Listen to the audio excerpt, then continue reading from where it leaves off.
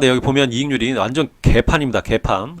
네. 지금 첫 달 마이너스 5.7%, 잠깐 두 번째 달에 3.3%로 이익률이 개선됐다가 다시 마이너스 8.2%, 마이너스 4.7% 이렇게 찍었는데, 이 빨간색 적자폭을 보면 아직도 이제 화가 나는데, 아니, 이렇게 정말 정말 열심히 매출을 늘리면서 노력을 했는데도 이렇게 이익률은 개선이 안 되더라고요.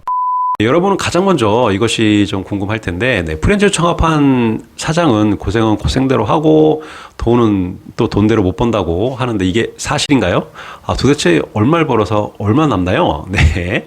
이 궁금증을 해결하도록 하겠습니다. 지금부터 9개월 동안 제가 매달 얼마 벌었고 또 손익이 어느 정도 났는지 공유하도록 하겠습니다. 그리고 한 가지 당부드리고 싶은 것은, 세상에는 정말 다양한 형태의 프랜차이즈 사업이 있거든요. 그래서 이 영상이 혹시 오해가 할 수도 있는데, 제가 쌀국수 프랜차이즈 운영하면서 경험하고 배운 지극히 개인적인, 제 개인적인 의견인 점, 양해 부탁드리면서 이 영상 시청 부탁드리겠습니다. 자, 그럼 바로 오늘 매출, 제가 이제까지 9개월 동안 했던 그 매출 그래프부터 살펴보도록 하겠습니다. 총 매출 및 손익주에 대해서 설명드리도록 하겠습니다. 여기 보이는 그래프가 2020년 9월부터 21년 5월까지 9개월 동안의 매출 그래프고요. 단위는 100만 원입니다. 첫 달은 2,400만 원을 기록을 했는데 두 번째 달에는 1,600만 원으로 매출이 급락을 했습니다.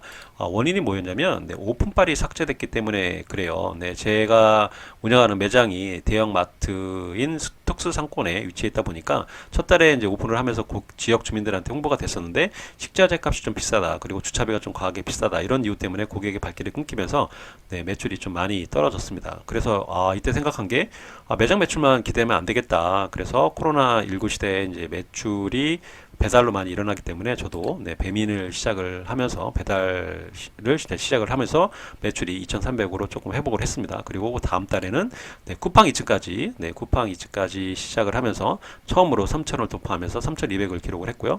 그 다음 달에는 요기요를 시작을 했고요. 그리고 계속 이렇게 매출이 쭉쭉쭉 올라가다가 3,800까지 찍게 됐습니다. 그리고 그 다음 달에 바로 가격 인상을 했어요. 그러면서 이제 매출이 조금 주춤하면서 떨어졌는데, 이렇게 잘 나가다가 왜 제가 가격 인상을 했을까? 그 이유에 대해서 알아보려면 이익률을 보면 되는데, 여기 보면 이익률이 완전 개판입니다. 개판. 지금 첫 달 마이너스 5.7%, 잠깐 두 번째 달에 3.3%로 이익률이 개선됐다가 다시 마이너스 8.2%, 마이너스 4.7% 이렇게 찍었는데, 이 빨간색 적자폭을 보면 아직도 이제 화가 나는데, 아니, 이렇게 정말 정말 열심히 매출을 늘리면서 노력을 했는데도 이렇게 이익률은 개선이 안 되더라고요. 저는 정말 그 하루를 치열하게 살고 있거든요. 새벽 3시 30분에 일어나서 2시간 동안 출근하기 전까지 책을 읽고 글을 쓴 다음에 회사에 가죠. 그리고 출근해서도 노는 게 아니고 직장 생활도 열심히 하고, 또 퇴근 후에 매장으로 이렇게 막 달려가서 손님들 주문도 받고 음식도 만들고 이렇게 청소도 하고 정신없는 저녁 시간을 보내고 있습니다.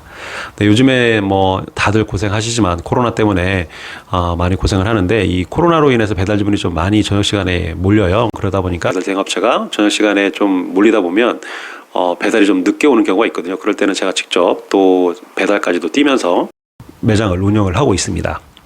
마감 후에는 직원들이 집이 좀 매장에서 멀다 보니까 집 근처까지 이렇게 차로 데려다주고 있는데, 그리고 데려다주고 이제 제가 또 집에 도착하면 10시 정도가 넘거든요. 그때 들어와서 아이들하고 잠깐 놀아주고 씻고 뭐 잠깐 뭐 하다가 보면 잠자리에 들면 거의 뭐 한 12시가 대부분 훌쩍 넘어 있더라고요.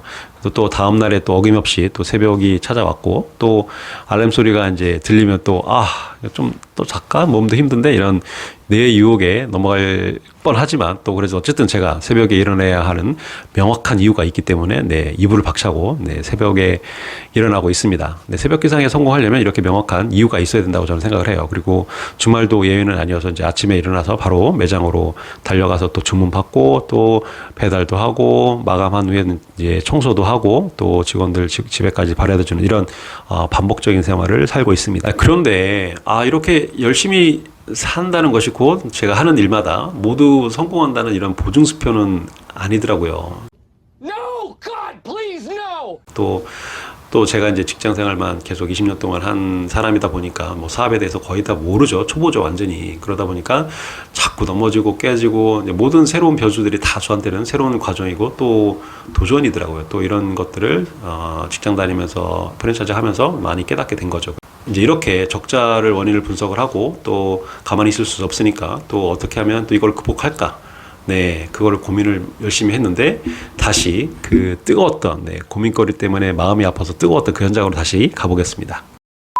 그렇지만 화를 좀 가라앉히고 왜 이 적자폭이 이렇게 늘어났는지 아무리 노력해도 늘어났는지 원인을 분석해야 또 대응책을 마련하고 또 그래야 또 이익률을 개선할 수 있기 때문에 그 원인에 대해서 한번 알아보도록 하겠습니다. 첫 달에는 오픈 재고를 좀 과하게 갖고 있다 보니까 재료비가 상승해서 마이너스 5.7%를 적자를 냈어요. 그건 당연히 이해합니다. 처음에 지역 주민들이 어떤 음식을 먹을지 모르기 때문에 모든 재고에 안전 재고를 좀 많이 높게 가져간 거예요. 그래서 그 다음 달에는 지역 주민들이 어떤 거를 많이 먹는지 그 재료를 조금 많이 준비하고 그 기타는 재고를 좀 줄였죠. 그래서 이익률이 개선됐지만 세 번째 달에 이제 배민을 시작을 하면서 주말 알바를 좀 채용을 했어요. 그러다 보니까 인건비가 많이 상승을 해서 마이너스 8.2%를 기록을 했습니다.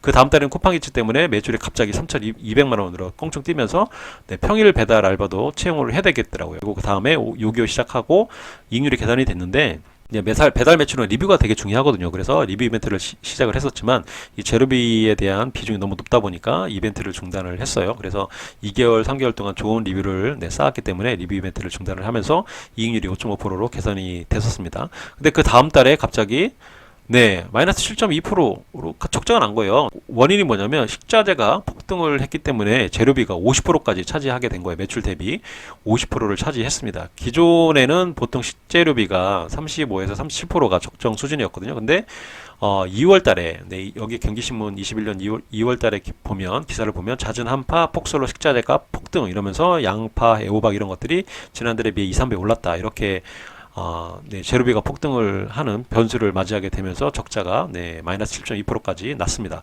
그리고 그 다음 달에 최고 매출을 3,800을 찍었음에도 불구하고 이 식자재 폭등이 영향을 줘서 마이너스 1.4%를 기록을 했어요. 이렇게 나가다가는 정말 망하기 딱 쉽겠다 해서 이제 본사 대표를 면담을 했죠.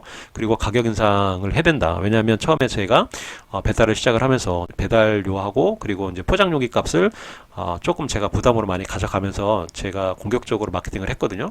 제 브랜드와 또 매장 위치를 좀 알려대는 그런 전략이 필요하다고 생각을 해서 어쨌든 그렇지만 매출이 줄었지만 그리고 식자재 폭등이 아직 영향을 줘서 이익률이 아직은 적자를 기록을 했습니다. 이대로는 또 가격 인상받고는 안 되겠다 생각을 해서 마지막으로 인력을 좀 감축을 했어요. 최근에. 그래서 이익률이 2.0%로 흑자로 전환하는 그런 교두보를 발판을 마련을 했는데 전체적으로 9개월 동안 제가 어떤 전략을 썼냐면 처음에는 매장 매출만 기대하면 안 되기 때문에 배달을 시작하면서 매출 확대 전략을 썼고요. 그리고 두 번째는 분석을 해보니까 가격을 인상을 해야만 되기 때문에 고객들한테 미리 가격 인상에 대해서 배달 가격에 대해서 인상을 하겠다라고 이제 공지를 하고 가격 인상 전략을 썼고요. 그리고 마지막으로 가격 인상 맞고는 안 되기 때문에 인력 감축을 통해서 세 가지 매출 확대, 가격 인상, 인력 감축 전략을 통해서 현재는 2.0% 흑자를 만드는 데 성공을 했습니다.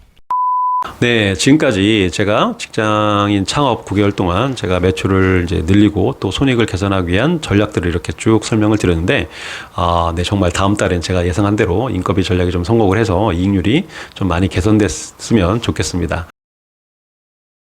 저는 직장인 사장이다 보니까 퇴근 후에 또 주말 시간만 매장을 관리하는 이 반오토 개념이거든요. 반오토 매장을 운영하는 거라서 만약에 창업을 고민 중인 직장인이거나 또 아니면 예비 창업자분 중에서 매장을 직접 이렇게 운영을 하려고 한다면 매장 직원 한 명을 대신 사장님이 대신 할 수 있으니까 인건비를 건질 수 있거든요. 그만큼. 그래서 제가 계산한 인건비 계산한 거에서 이익률을 10% 정도 더 올려서 반영해서 그 이익률을 계산을 하시면 도움이 될 것입니다. 지금까지 긴 영상 시청해 주셔서 정말 감사드리고요. 고맙습니다. 앞으로도 매장 운영하면서 또 손익이 개선되면 다시 영상을 제작해서 올릴 예정이니까 많은 관심 부탁드리겠습니다. 자, 그럼 다음에 다시 만나요. 안녕.